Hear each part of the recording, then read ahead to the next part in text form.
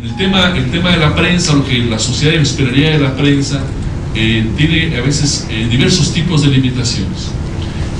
A veces son condiciones objetivas lo que le impide cumplir sus tareas, evidentemente asesinatos, amenazas, otras agresiones. México es uno de los países donde la tarea periodística es más peligrosa en el mundo, pero también por la decisión de muchos medios de hacer mal su trabajo, simplemente hacer mal su trabajo. Por ejemplo, la decisión de formar filas entre militantes de una u otra facción, tolerar la censura, practicar la autocensura y estimular conjuras políticas, es decir, renunciar a la confianza que la gente depositó en ese medio, en ese periodista. En muchos lugares la academia, la sociedad civil se está preguntando si el ejercicio periodístico, el ejercicio de la comunicación no es demasiado importante como para dejarlo solamente en manos de los comunicadores. Seguramente si mañana aquí en Puebla o en la Ciudad de México o en Zacatecas o en Monterrey le pedimos a los dueños de los tres principales medios de comunicación que se vengan a sentar a discutir qué hacemos para proteger a periodistas, no van a querer, porque hay una rivalidad desde mi punto de vista, yo voy a decir estúpida, pero suena un poco fuerte la palabra, me va a poner otro rato.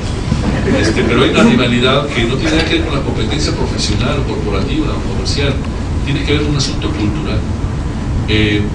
La autocensura, la corrupción interna, una corrupción política, una corrupción económica o por complicidad con agentes externos. Y entonces a mí me parece que es muy importante que este foro sea justamente también a un nivel de generar políticas a lo mejor de prevención, de evitar que lleguemos a esos extremos, porque pues como les digo están rodeados. En el caso de Tehuacán es una situación, bueno, yo tengo abierto una investigación, está en curso, por lo tanto no puedo dar mayor dato en específico, en concreto de esto, pero bueno, me parece que no es una constante, ¿no? Hasta este momento ha sido un caso aislado y esperemos que sí, así siga ocurriendo. También la situación es que, bueno, el compañero tenía ya bastante tiempo de no ejercer la actividad, entonces es un poco confusa y tengo varias líneas de investigación abierta. Evidentemente una es ver si está vinculado o relacionado con alguna situación que en su momento él haya publicado o si haya sido derivado de alguna actividad, digamos, más cercana a esta época que ocurrieron los hechos.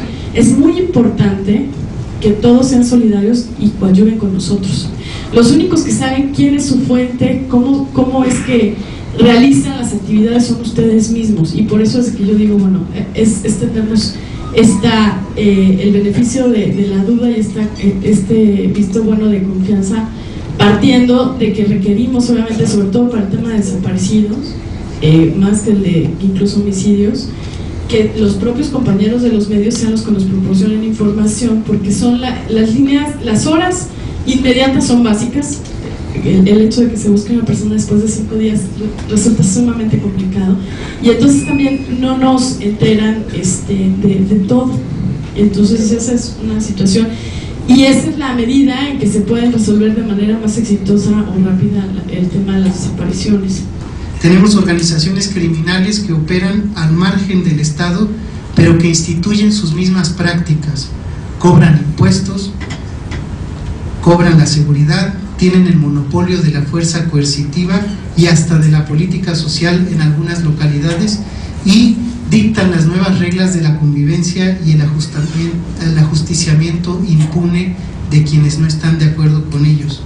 En síntesis, en algunas de nuestras localidades del país vivimos un estado paralelo. En este sentido, como pasa también, como está pasando por ejemplo en El Salvador, es importante que el Estado tenga una posición, el gobierno federal tenga una posición de llamar a la tregua entre los cárteles. En El Salvador hay hoy día una tregua entre las maras de El Salvador, y hay un proceso de diálogo muy sui generis entre ellos, con la intermediación del Estado y de la Iglesia, y esto lo que ha permitido es bajar el índice de homicidios, la tasa de homicidios en los 3 últimos meses que lleva esta tregua.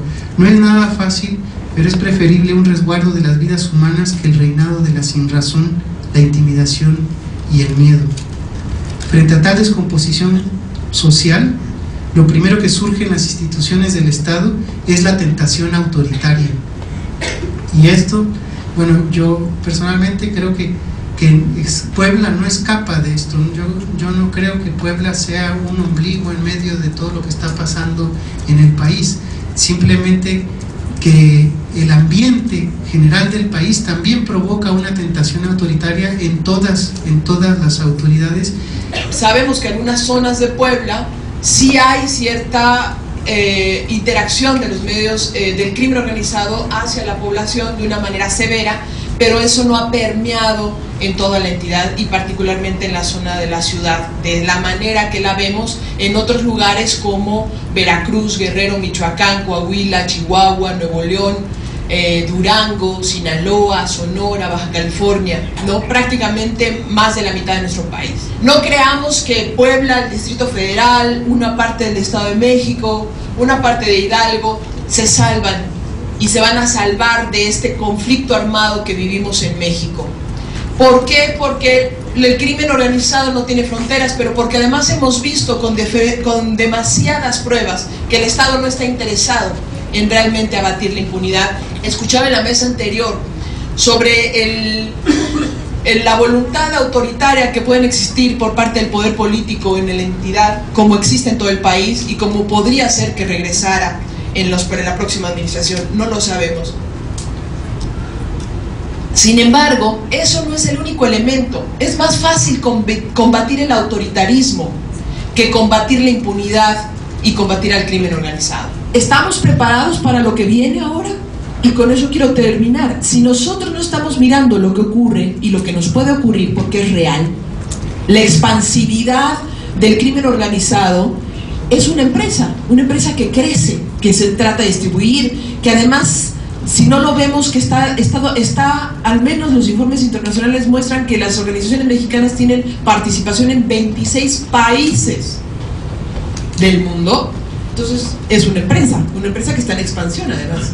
Entonces va a llegar en cualquier momento. Pero no solo eso, si nosotros no estamos haciendo protocolos, si no estamos creando una cultura en las universidades de seguridad, una visión de periodismo con seguridad, porque ninguna nota vale una vida, entonces no estamos previniendo.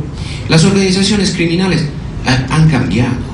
Hablar de carteles, de guerra a las drogas, de verdad no tiene más sentido. Y probablemente uno de los avances más importantes que tuve que hacer México hoy en día es entender que las organizaciones criminales hoy en día son empresas.